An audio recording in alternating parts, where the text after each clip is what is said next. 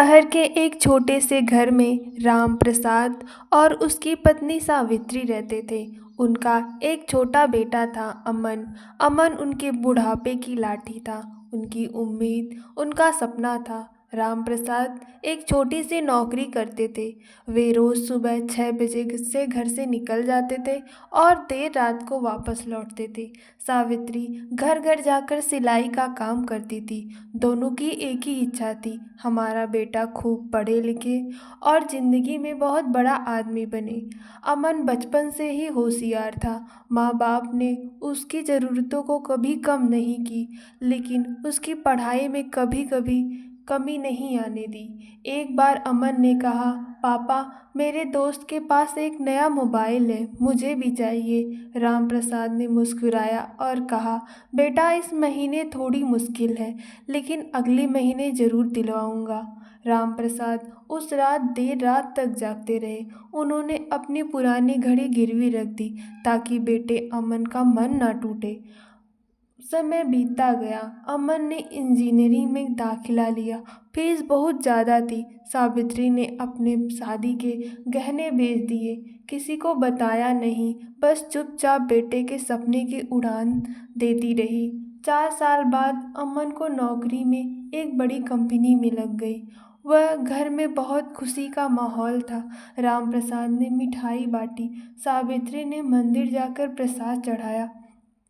लेकिन धीरे धीरे सब बदलने लगा। नौकरी के बाद अमन बड़े शहर में रहने लगा। नई जिम्मेदारी, नए दोस्त, नई सोच। फ़ोन कम आने लगा।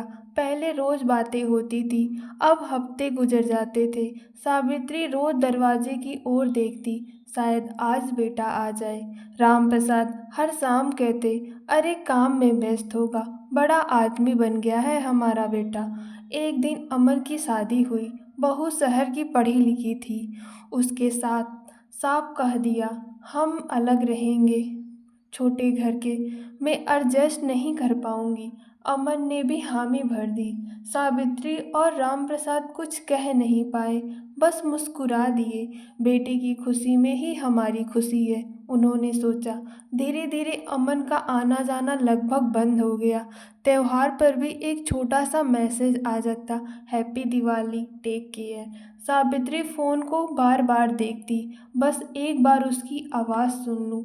रामप्रसाद बाहर से मजबूत दिखते थे, लेकिन अंदर से टूट चुके थे। एक दिन सावित्री अचानक बीमार पड़ गई। अस्पताल में भर्ती कराना पड़ा। रामप्रसाद ने कांपते हाथों से अमन को फ़ोन किया, बेटा, तेरी माँ की तबीयत बहुत ख़राब है, अगर हो सके तो आ जा।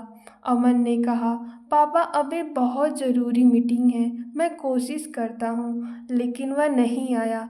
सावित्री अस्पताल के बिस्तर पर लेटी थी, उसकी आंखें दरवाजे पर टिकी थी। ओठ पर बस एक ही शब्द था, अमन। रात में सन्नाटे की उनकी आंखें, उनकी सांसें थम चुकी थी। अगले दिन जब अमन पहुंचा तो सब खत्म हो चुका था। माँ सफ़ेद चादर में लिपटी थी। अमन फूट फूट कर रोया, माँ एक बार तो बुला लेती, मैं सब कुछ छोड़कर आ जाता। रामप्रसाद की आंखों में आंसू बह रहे थे, लेकिन आवाज़ में दर्द से ज़्यादा सन्नाटा था। बेटा, माँ ने हर बार बुलाया तुझे, तू ही नहीं सुन पाया। उस दिन अमन को समझ आया, जिस माँ ने उसकी हर छोटी ख्वाहिश पूरी की थी, उसने अपनी ख्वाहिश भी दिल में ही दबा दी।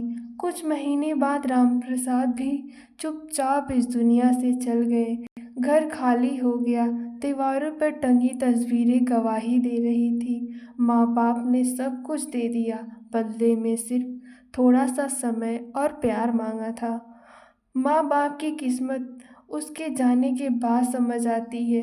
पैसा, कैरियर, दुनिया की दौड़ सब बेकार है अगर माता पिता का आशीर्वाद ना हो, जिनके हाथों ने हमें चलना सिखाया, हमें कभी अकेला नहीं छोड़ा। ये कहानी आपको कैसी लगी, हमें ज़रूर बताइएगा। धन्यवाद।